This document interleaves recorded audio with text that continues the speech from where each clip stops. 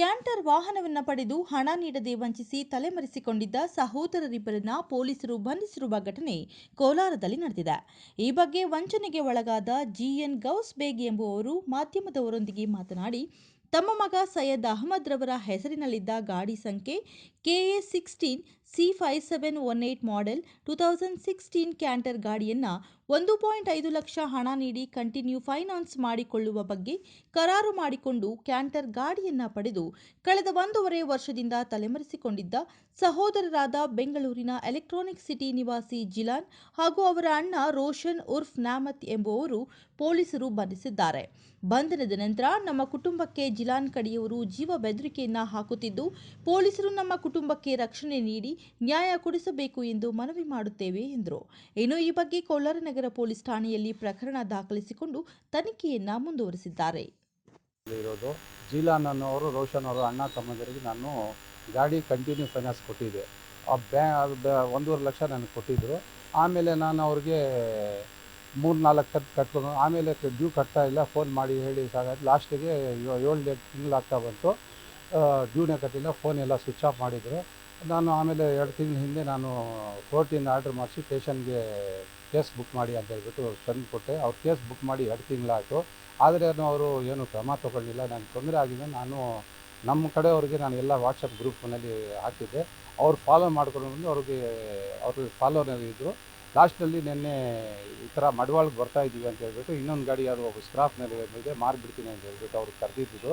ಅವ್ರು ಬಂದಿರ್ತಾರೆ, ನನಗೆ ಇಂಟಿಮೇಷನ್ ಕೊಡು. ನಾನು ಅಲ್ಲಿಗೆ ಹೋದೆ, ಮಡವಾಳ್ನಲ್ಲಿ ಹೋಗಿ ಕಾತ್ಕೊಂಡು ಲಾಸ್ಟ್ನಲ್ಲಿ ಅವ್ರಿಗೆ ಬಂದ ತಕ್ಷಣ ಅವ್ರಿಗೆ ಕರ್ಕೊಂಡು ಬಂದು ನಾನು ಎಲ್ಲ ವಿಚಾರಿಸಿದ್ರೆ ನನ್ನ ಗಾಡಿ ನನ್ನ ಹತ್ರ ಗಾಡಿ ಇಲ್ಲ, ಹಿಂಗೆ ಮಾರಿಬಿಟ್ಟಿದ್ದೀನಿ, ಸ್ಕ್ರಾಪ್ ಮಾಡಿಬಿಟ್ಟಿದ್ದೀನಿ, ಪೀಸ್ ಮಾಡಿಬಿಟ್ಟಿದ್ದೀನಿ ಅಂತ ಹೇಳ್ತಾರೆ. ನಮಗೊಂದು ಸ್ಟೇಷನ್ನಲ್ಲಿ ಅವ್ರು ಹೇಳ್ತಾ ಇದ್ದಾರೆ. ಅದರಿಂದ ನಮ್ಗೆ ತೊಂದರೆ ಆಗ್ತಾಯಿದೆ. ನಾನು ಬ್ಯಾಂಕ್ನವರು 9.5 ಲಕ್ಷ ರೂಪಾಯಿ ಇವಾಗ ಕಂಟಿನ್ಯೂ ಅವರು ಬ್ಯಾಂಕ್ ಕಟ್ಟಿದ್ರೆ ಕ್ಲಿಯರ್ಸ್ ಆಗ್ತದೆ.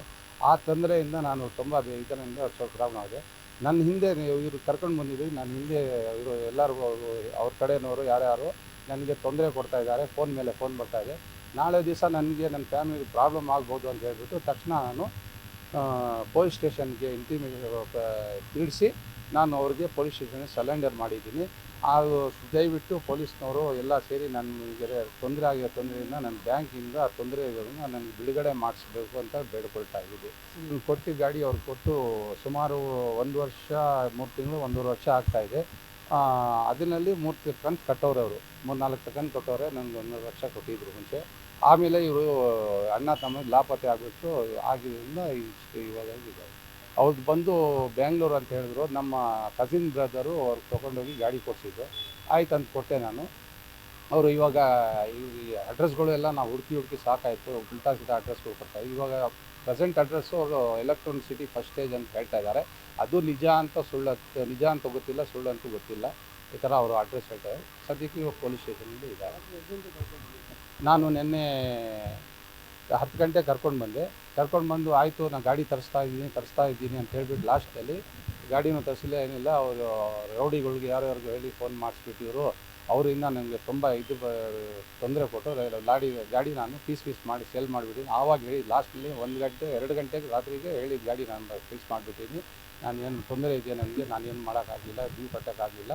ಭಯ ಬಿದ್ದು ನಾನು ಗಾಡಿ ಪೀಸ್ ಮಾಡಿ ಡ್ಯೂ ಕಟ್ಟಿದ್ದೆ ಹಂಗೆ ಸುಳ್ಳು ಹೇಳ್ತಾ ಇರ್ತೀವಿ. ಗಾಡಿ ಇಲ್ಲ ಅಂತ ರಾತ್ರಿ ಹೇಳಿದ್ದಾರೆ. ಇವಾಗ ಒಳಗಡೆ ಏನು ಹೇಳ್ತಾ ಇದ್ದಾರೆ ಅಂತ ನನಗೆ ಗೊತ್ತಿಲ್ಲ. ಫೈನಲ್ ಹೇಳೋಕ್ಕೆ ನನಗೆ ಅವ್ರು ಗಾಡಿ ತಂದು ಇದೇ ಹತ್ರ ಗಾಡಿ ಕೊಡಿಸ್ಬೇಕು. ಇಲ್ದಿದ್ರೆ ಅದು ಏನಿರೋದು ಪರಿಹಾರ ಬ್ಯಾಂಕ್ದು ಏನಾದ್ರು ಮಾಡಬೇಕು. ನಾವು ತುಂಬ ಬಡವರು, ತುಂಬ ತೊಂದರೆಯಲ್ಲಿದ್ದೀವಿ. ಇದರಿಂದ ನನ್ನ ಮಗನ ಹೆಸರು ಮೇಲೆ ಇರೋದ್ರಿಂದ ಅವನು ಸಿವಿಲ್ ಹಾಳಾಗೋಯ್ತು. ಮುಂದಕ್ಕೆ ಅವ್ನು ಏನಾನ ಮಾಡಬೇಕಂದ್ರೆ ಅವನಿಗೆ ದಾರಿನೂ ಇಲ್ಲ. ತುಂಬ ಪ್ರಾಬ್ಲಮ್ ಇದೆ ಸರ್. ಇವರು ತುಂಬ ಇನ್ನೂ 4-5 ಜನ ಈ ಥರ ಮಾಡಿದ್ದಾರೆ. ಸದ್ಯಕ್ಕೆ ನನ್ನ ಪಕ್ಕದಲ್ಲಿ ಒಬ್ಬರು ಅಂತ ಸಯೀದ್ ಅಹಮದ್ ಅಂತ, ಇವ್ರದ್ದು 407 ತೊಗೊಂಡೋಗ್ಬಿಟ್ಟು ಇದೇ ಥರ ಒಂದು 2.5 ವರ್ಷ ಆಗಿದೆ. ಮತ್ತು ಹಿಡ್ಕೊಂಡು ಅವ್ರಿಗೆ ಪೊಲೀಸ್ನವರಲ್ಲಿ ಸೆಟಲ್ಮೆಂಟ್ ಮಾಡಿ ಮಧ್ಯ ಬಂದು ಯಾರೋ 2 ತಿಂಗಳು ಟೈಮ್ ತೊಗೊಂಡು ಕೊಡಿಸಿ ಆವಾಗಿಂದ ಅವರು ಲಾಪತ್ತಾಗಿ. ಇವಾಗ ನಮ್ಗೆ ಗೊತ್ತಾಗಿದೆ ನಮ್ಗೆ ಈ ಥರ ಆಗಿದ್ದು. ನನಗೆ ಬಂದು ಕೇಳಿದ್ರು. ಇವಾಗ ನನ್ನ ಜೊತೆನಲ್ಲಿ ಇದ್ದಾರೆ ಇವರು. ಇವ್ರದ್ದು ಅದೇ ಥರ 407 ಸ್ಕ್ರಾಪ್ ಮಾಡಿಬಿಟ್ಟು ಈ ಥರ ಸುಮಾರು 2-3 ಜನ ಈ ಥರ ಮಾಡಿದ್ದಾರೆ. ಹಿಂಗೆ ಮೋಸ್ಟ್ಲಿ ಅವ್ರದ್ದು ಕಸಬೆ ಇದೆ ಇರ್ಬೋದು, ಕೆಲಸನೇ ಇದೆ ಇರ್ಬೋದು. ನಮಗಂತೂ ಅಷ್ಟೊಂದು